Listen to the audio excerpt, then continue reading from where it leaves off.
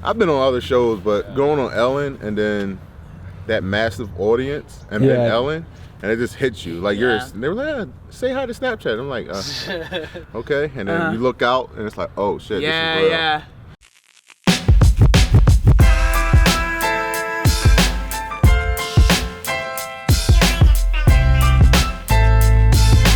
What's up, you guys? Welcome to the video.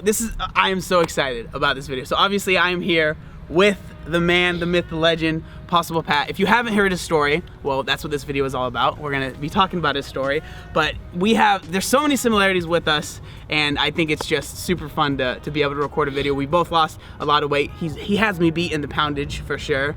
I'm 6'8". It's true. So mine was stretched out. Yeah. and we both went on Ellen, which is something that obviously I don't have in common with a lot of people. So I'm just really excited. So basically, you guys know the format of these videos.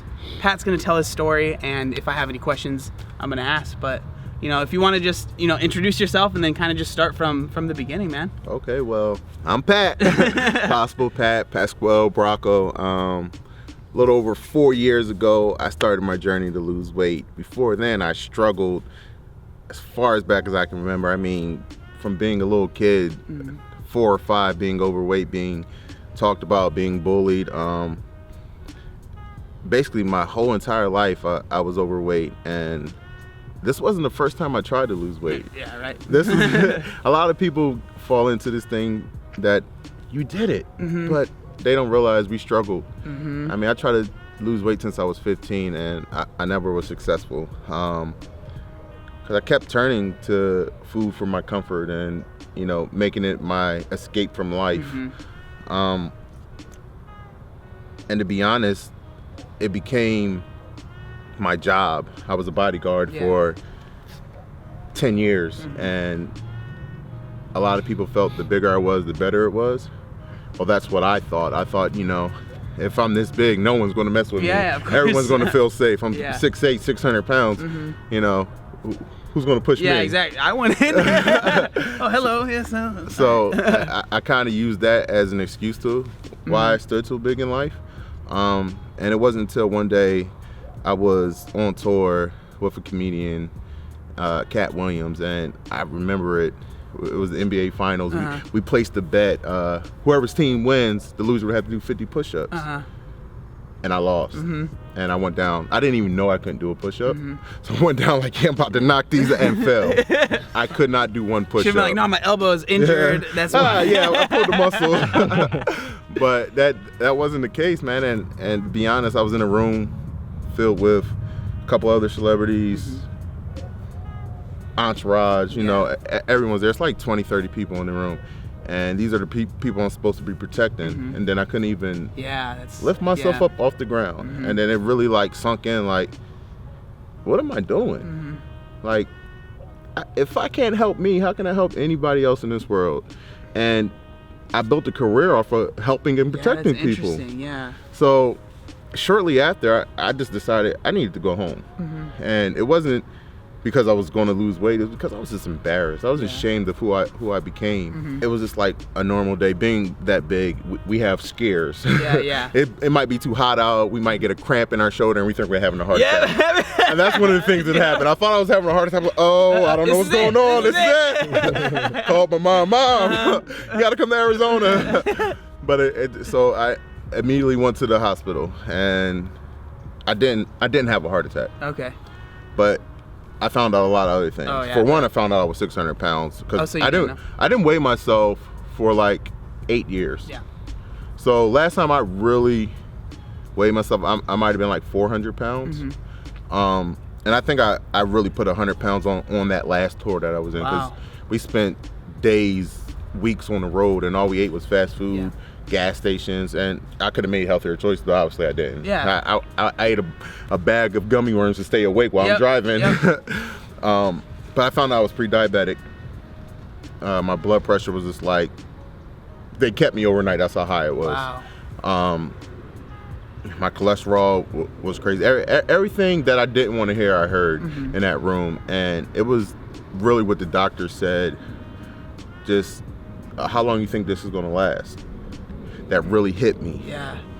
And also just talking to them like, yo, what can I do? And then them recommending me get gastric bypass. And I'm like, I'm 27. Yeah.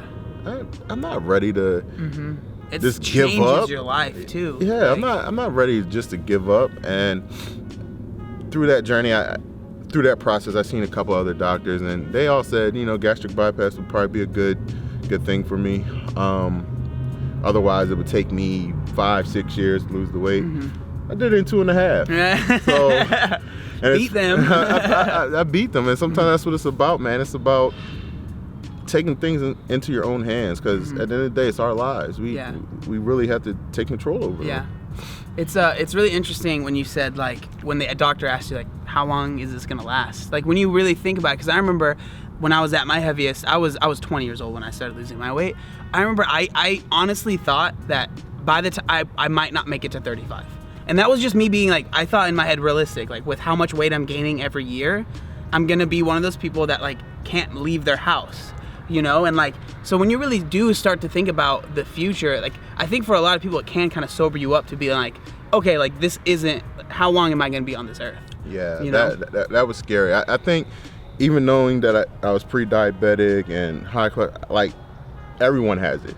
Right. We've made it acceptable. Yeah. So that wasn't really what did, like I was scared about that. It's crazy to think like that though. Yeah, it's true. We made it, society has made it acceptable. I mean, my mom, she was diabetic. My grandma died of a heart attack. My dad died of, I mean, all the signs were in my face, and obviously we pick traits up from our parents and the people we surround ourselves with, so it's just eating bad all our lives. But it was really that number on the scale, like 600 pounds. And I remember like, damn, I would never be on the 600-pound life show. Yeah. And I was like, damn, I am 600 pounds. I should be on that show. And right then, I still didn't decide to lose weight. I went home and I got into my feelings, my emotions, and I stuffed my face for like weeks and weeks. And I just became even more lazier than what I was. And it was one day I stepped out the shower, and I remember just like struggling in the shower to like reach my back. Clean your whole body. Dry off, tie my shoes. Everything I was struggling with. I stepped out the shower and I looked in the mirror. It's actually the picture I used for my before picture. I took that picture and I was just disgusted. I was, no lie, like the biggest boobs ever. Like, I don't know how else to put it, but anytime, like this was like some North Africa to my belly button. It was crazy, and I was just like, this can't be real. And I was just like completely disgusted. I'm just like, I can't be this person anymore. So it was actually that moment I was like, I'm done. I'm done. I'm not gonna be him. And I remember after that, I didn't have a game plan. I didn't know what I was gonna do. I didn't know what eating healthy was. I didn't know. I ate bad my whole life. I don't know the diet. Whatever. And I mean, I worked out time to time when I was younger, but nothing really. So I just said, I don't know what to do, but I know what not to do. I know that I can't continue eating the foods that I'm eating. And that's what I did. I emptied out everything in my house, from my refrigerator to the cabinets, everything. Oodles and noodles was gone. The easy baked mac and cheese was gone. The boxes of cereal. I didn't see, and that's the thing, that's all I had. Like there wasn't like chicken breast in my fridge, you know. I went to McDonald's. I ate. I ordered a pizza, and that's how I ate. It was cheap. It was easy. It was convenient. And from that moment on, I said I'm just not going to do that. And I didn't know what to exercise, so I said I'm gonna walk to get every meal. And that's what I did for my first 90 days, and I ended up losing 100 pounds. That's crazy. And like, so you walked, and it was how long was the walk each way? Long enough for me to be hurting. And you don't realize it wasn't that far. We're in Arizona, so you know the lights are. It was like it was 2 lights. That's long. That's far. So 2 lights in Arizona is typically about a mile and a half, 2 miles. That's at least a mile. So I used to walk a mile and a half each way. And when I first started, it was hard. I bet. Like I would have to take stops and just chill and relax. And I remember halfway point, there was a gas station I would stop and get some water. And then I would regret it because I was like, damn, I just poured a gallon of water, now I gotta walk with it. So now I'm like really struggling, like trying to drink the water, like hurry up, I don't want to carry this no more. Water in the plants. Like, I'm helping the environment here. And then just going there, and the first time I did it, I didn't plan on walking for every meal. But as I carried that gallon, I was like, I'm not gonna be able to shop for the week and walk back with all this stuff. That's a good point. I was like, you know what? I'm just gonna get one meal. And that's what I did. 3 times a day I would walk and get a meal. And for my other meals, I did shakes at the house. Yeah. So 3 times a day I would walk, and if I wanted something besides a shake or something, I would walk again. And it worked. Yeah. It worked. Something so simple as not eating bad foods and walking lost 100 pounds. And I bet like a huge part of that was obviously like the walking was burning calories, but it was more like you decided to make that shift in your mind too. And so like it probably made dieting a little bit easier because, you know, you kind of changed the way you're thinking about food. You're not thinking about food like I'll just eat whatever I want on the planet. You know, it's exactly. So, and it's crazy because I remember one of the biggest struggles about walking to Walmart to get my food was the first thing you walk into Walmart, it was a McDonald's. Oh, yep, yeah. So every day, now after walking damn near 30 minutes, and I'm hungry, I'm just like, this is the first thing I got. It smells so delicious. I'm just like, but I just said no. I just wasn't going to do it, and it was because I decided to make my mind change and just tell myself no, like just letting that register in your head that don't be this person, because I never even shared this with many people, but this isn't the first time. I lost 100 pounds before I started this journey, and I was like fresh out of high school, lost 100 pounds, and I was actually like fit. Like I lost 100 pounds. I was running on the track. I was doing a bunch of stuff. Yeah. And it lasted for like 25 days. Wow. And then I put on 150 pounds. Yeah. And then that's when I really hit the 400 pound mark. And after that, I was just like, I can't do it again. Yeah. I'm like made to be this big kind of thing. I was I put on weight too easy. I wasn't thinking like, oh, maybe if you stop eating this, you'll do it. So at that time, I didn't know anything about that. All I ate was chicken salads every meal and eggs in the morning. That was it. And it worked too, but I didn't change this. So as soon as I said, you know what, I look good, I can go back to the old me just went 10 times worse than what it ever was. So I have a question. So after you like lost the first 100 pounds, now, I mean, obviously we've seen you be on stage, you've won some championships, and what was like after you lost the first 100 pounds to where you got to now? I know that's a huge chunk of life, but what kind of changed? The very first time, or my first 100 pounds? The first 100 pound this time. After that. So after losing the first 100 pounds, I kind of built enough confidence to say, you know what, I'm gonna go to the gym. And that's when stuff really started to sink in. Life started to sink in, like being at the gym, and I just got glimpses of life.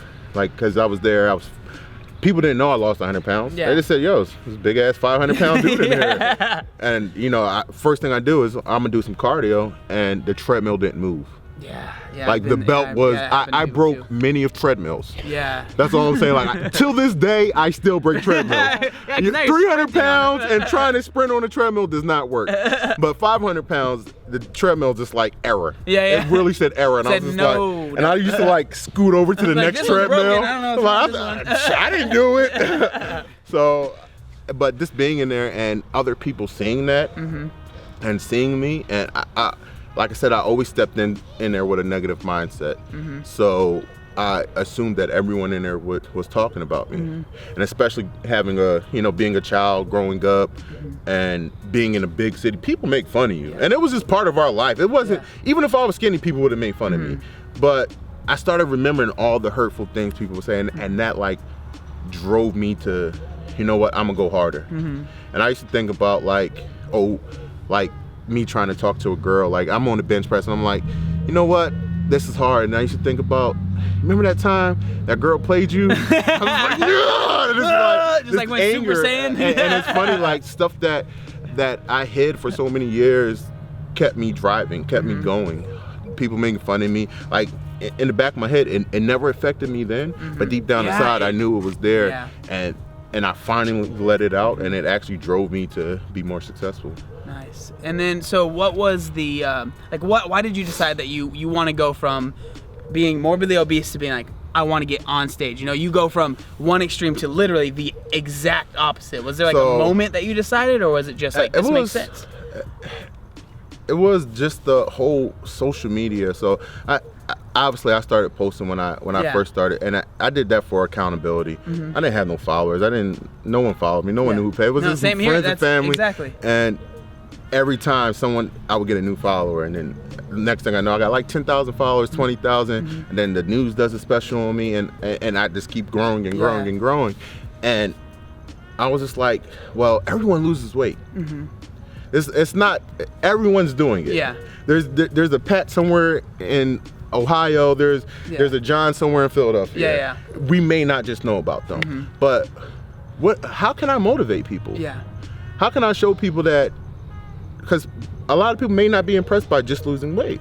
So I say, you know what, I'm gonna take it to the next level. I'm gonna step on stage. And that was really to show people that no matter what you think you can't do, you can overcome it, and you can really make it possible. And that's before my name used to be Gym Rat Pat.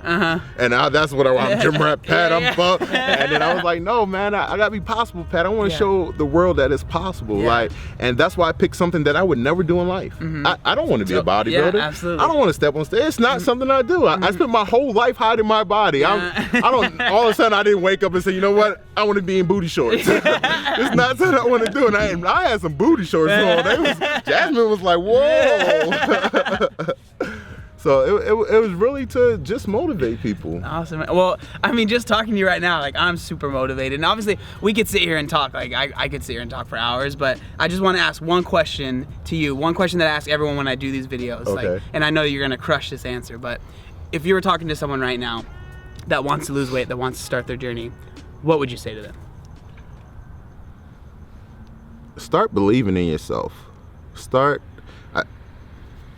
searching for motivation within you, because a lot of people don't understand how much they have to be grateful for, and let that be your motivation to do better, to do more. And if you want more in life, you just got to go get it. You got to start.